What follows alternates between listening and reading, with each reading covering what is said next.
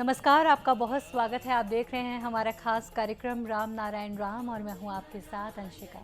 आज हम जिस विषय पर बात करने जा रहे हैं थोड़ा सेंसिटिव हो सकता है, संवेदनशील हो सकता है कुछ लोगों को ये अच्छा भी ना लगे। लेकिन इस कार्यक्रम का उद्देश्य, जो चर्चा हम कर रहे हैं, इसका उद्देश्य किसी की भावनाओं को ठेस पहुंचाने का नहीं।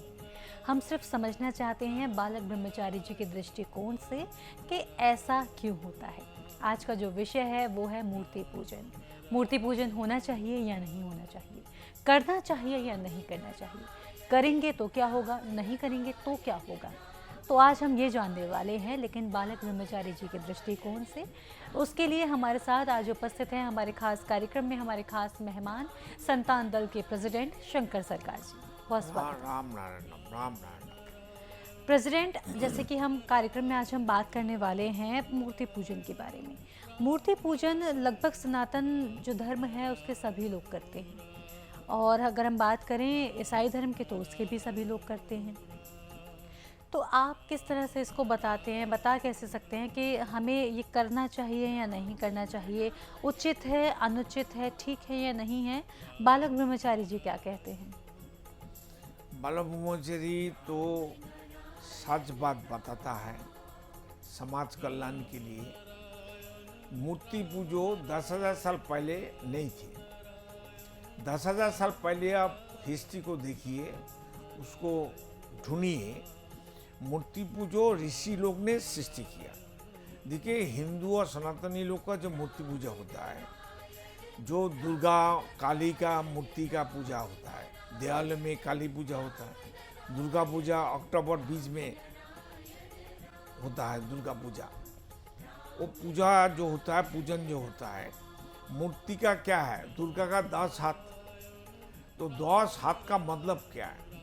समाज का 10 का हाथ, समाज का हाथ। इस दिखाने का बाद सबको समझना चाहिए, कोई इंसान का तो 10 हाथ होना नहीं चाहिए। तो 10 हाथ दिखाने का मतलब ये है समाज इकट्ठा हो जाओ, सबका जो ताकत है, दिमाग है, शक्ति है, ऊर्जा है और सब कुछ है, एक जगह में लाओ, माँ का मापिक एक हो जाओ। और जितना ताकत है समाज में, जितना असुर है, दानव है, जो लूटने वाला है, उसको खत्म करो। तो उसका काम तो कोई नहीं करता है। दुर्गा पूजा होता है तो माँ बहन घर में एक थाली लेता है, उसमें कुछ मिठाई रखता है, कुछ फूल बेलपाता और कुछ दुर्बा बोल के कुछ चीज़ लेता है, अब प्रदीप जलाता है, नहीं तो कपूर जलाता है, आरती करता है। तो माँ बोलता तो हमारा हाथ में जो अस्त्र शस्त्र है उसको उठाओ, तुम्हारा अंधार में जो असुर है, असुरिक वृत्ति है, असुरिक चिंता है, उसको हटाओ और समाज में जो असुर है उसको निधन करो, उसको डराओ। वो तो कोई नहीं करता है। मूर्ति जो बोलता है, जिस कारण से मूर्ति पूजा आया है समाज में, जिस कारण से विद्वान लोग, ऋषि लोग ने मूर्ति पूजा लाया था, उसका कारण अभी समाज में उल्टा हो गया। ये तो होना नहीं चाहिए। तो मूर्ति पूजा आज विज्ञान का दिन में सब समझदार है, पढ़े लिखे है, ज्ञानी है, और इसलिए अभी मूर्ति पूजा का कोई जरूरत है हम नहीं समझते। क्यों? आदमी खुद एक जिंदा मूर्ति है, हर इंसान एक जिंदा मूर्ति है। तो जिंदा मूर्ति, आर्टिफिशियल मैनमेड मूर्ति, आदमी का बना हुआ मूर्ति को पूजा करने का क्या जरूरत है? आदमी का बना हुआ मूर्ति का सामने ऊपर वाला अल्लाह, खुदा, गॉड और भगवान ईश्वर, उनका बना हुआ जिंदा मूर्ति, जिंदा आदमी, आर्टिफिशियल और पत्थर का मूर्ति, मिट्टी का मूर्ति जो इंसान ने बनाया, उसका सामने झुक जाता है, सो जाता है, प्रार्थना करता है, हाथ जोड़ता है और खिलाता है। कोई मूर्ति तो खाता नहीं है। क्यों खिलाता है भाई? कौन खाता है, कौन देखता है, कौन समझता है? किसी को पता है क्या?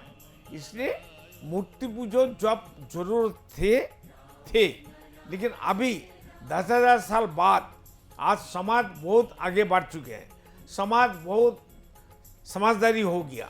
हर इंसान, हर मनुष्य, हर पेड़ पौधे सबका डेवलपमेंट हो रहा है, every day, every time, minute minute, घंटा के घंटा का साथ साथ डेवलप हो रहा है। तो डेवलप जब हो रहा है तो पीछे का चीज ध्यानपूर्वक रखिए, आगे बढ़ने का सोच, चिंतन और गवेषणा करना चाहिए, रिसर्च करना चाहिए, आगे क्या करना चाहिए। खुद जिंदा मूर्ति है, वो जिंदा मूर्ति को सेव करो, उसको पहले बचाओ। यू फर्स्ट सेव, हम खुद सेव हो जाएंगे तो समाज सेव हो जाएगा। हम खुद को सेव नहीं करेंगे, बचाएगा नहीं, रक्षा नहीं करेंगे तो सामने समाज को कैसे रक्षा करेंगे। इसलिए मूर्ति पूजो अभी कोई जरूरत नहीं है।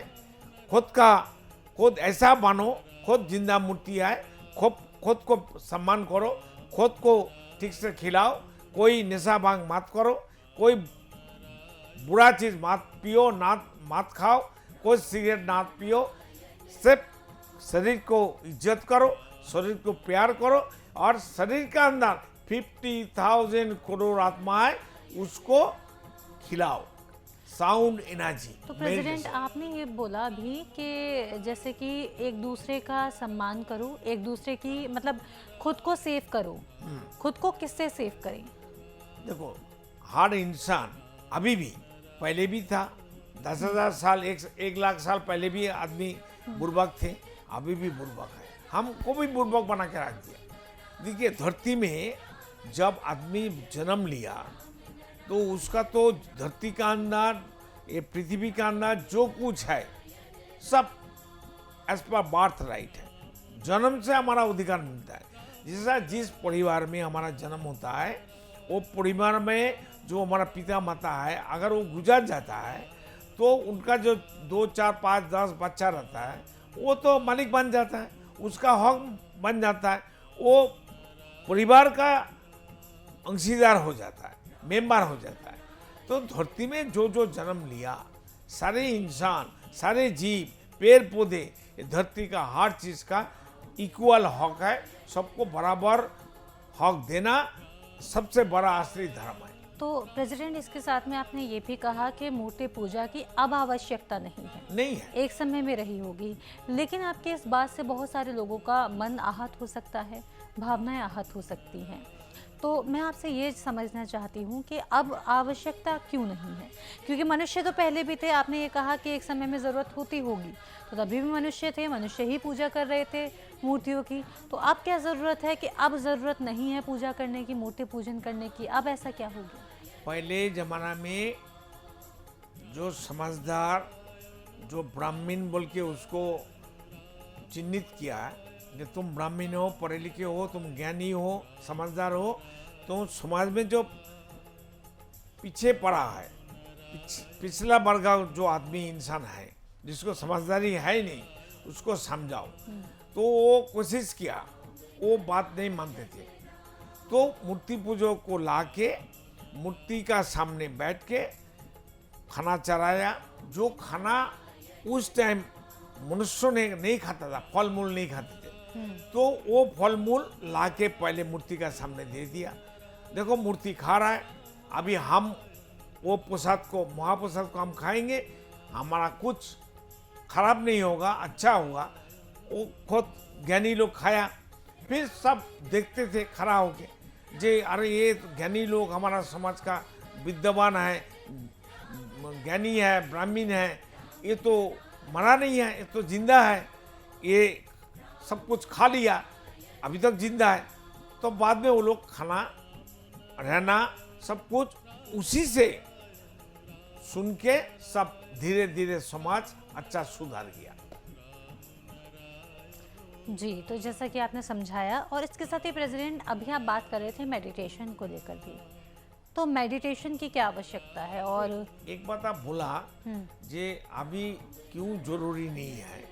देखिए, हर इंसान को कोई भी कर्म करे, चिंतन करे, सिद्धांत लेगा, पहले सोचो, और वो सोच अंदर में चैतन्य, हमारा विवेक, हमारा मन, उनको बताओ जो हम एक करना चाहते हैं, वो सुनेगा, तो वो आपको सही रास्ता बताएगा, वो काम करना चाहिए कि नहीं चाहिए। तो मेरा सबका विवेक, अंतरात्मा, चैतन्य सबको ज्ञान देता है। हमारा जन्म का साथ साथ परम पिता, परम ब्रह्म और सर्वशक्तिमान अल्लाह खुदा गॉड हमारा विवेक बन के, हमारा अंदर दास बन के बैठा है। तो उनका बात सुनना चाहिए कि नहीं? वो तो हमको फ्रीली हमको ज्ञान देते हैं, वो तो कुछ मांगता नहीं है, खाता भी नहीं है। वो हमको दास बन के, हमारा सेवक बन के, हमको ज़्यादा बड़ा करने के लिए, ज्ञानी बनाने के लिए, समझदार बनाने के लिए हमको विवेक से हमारा रास्ता दिखाता है, समझाता है, वो हमको सुनाई देता है, सबको सुनाई देता है। तो विवेक का बात तो सुनना चाहिए। अगर मूर्ति पूजा करना है, कोई भी अच्छा कर्म करो, बुरा कर्म करो, कोई बात नहीं है। तुम करने से पहले तुम्हारा विवेक कुछ तुमको इंस्ट्रक्शन देता है, कुछ बताता है, करना चाहिए कि नहीं चाहिए।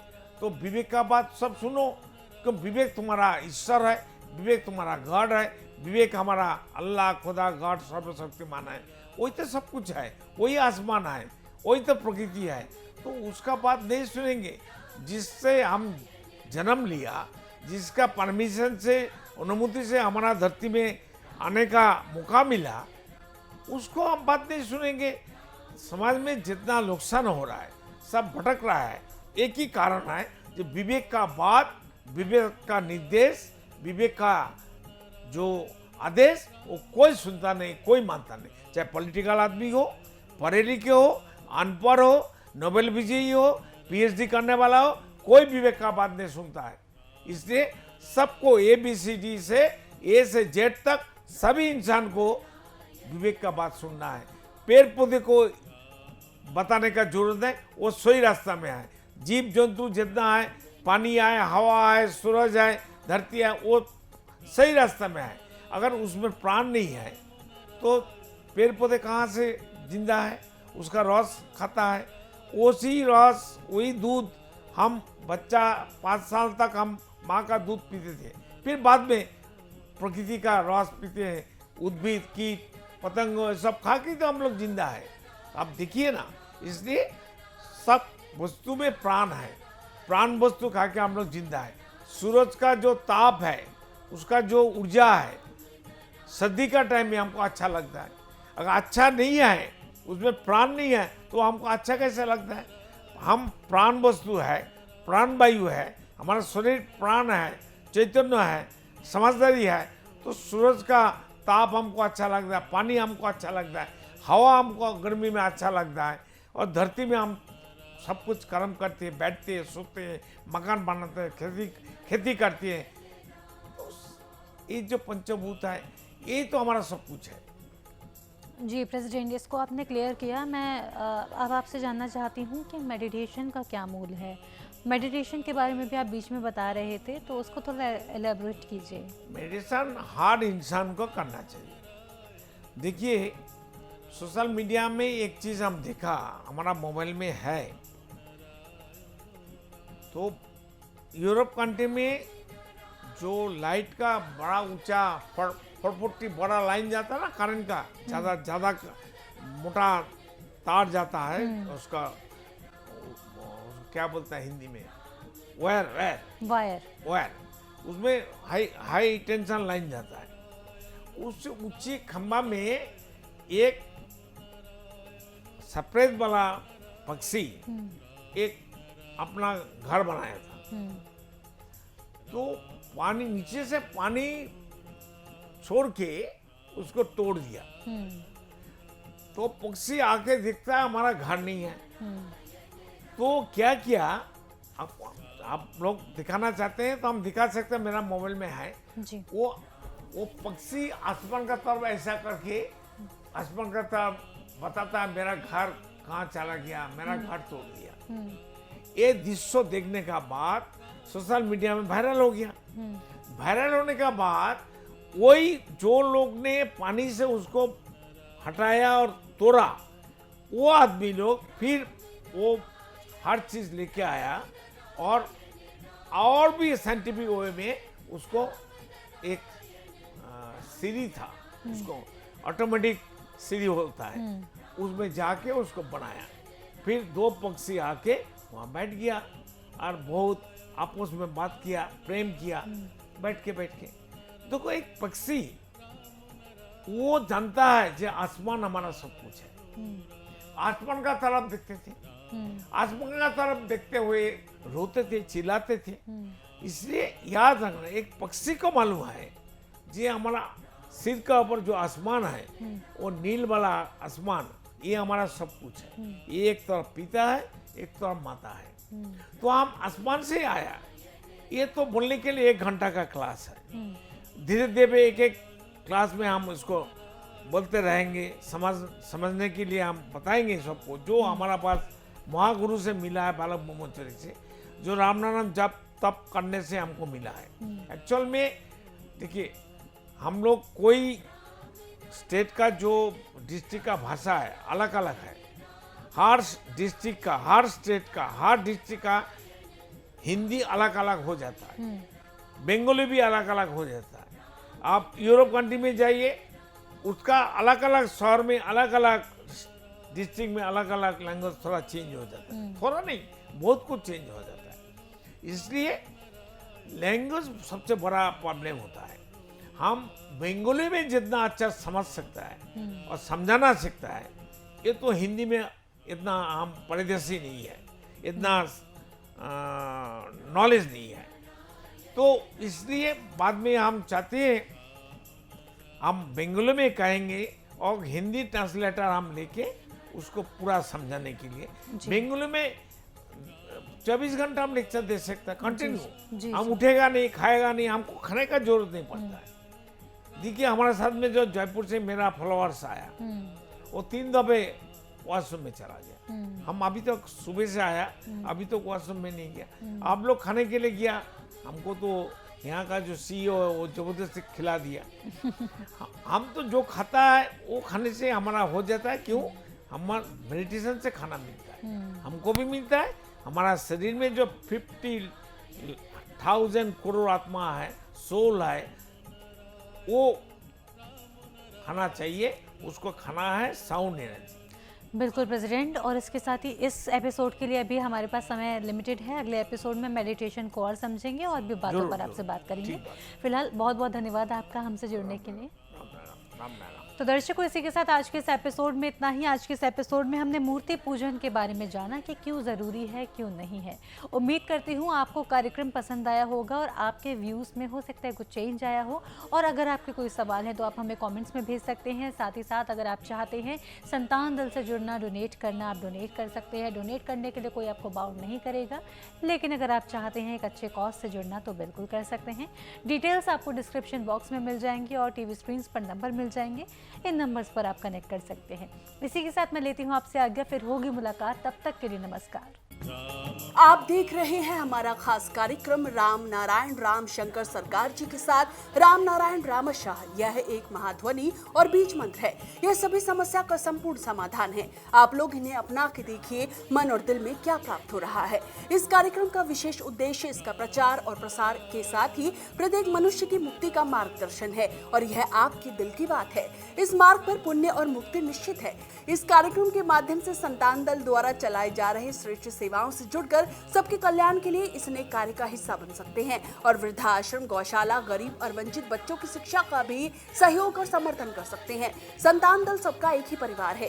अकाउंट नेम संतान दल, account number 266505000657, IFSC code ICIC 000265। पूरी तरह जानने के लिए आप संस्था के फोन नंबर पर संपर्क कर सकते हैं। Phone number 6291342066, 9836073503। Email ID santandal1960@gmail.com।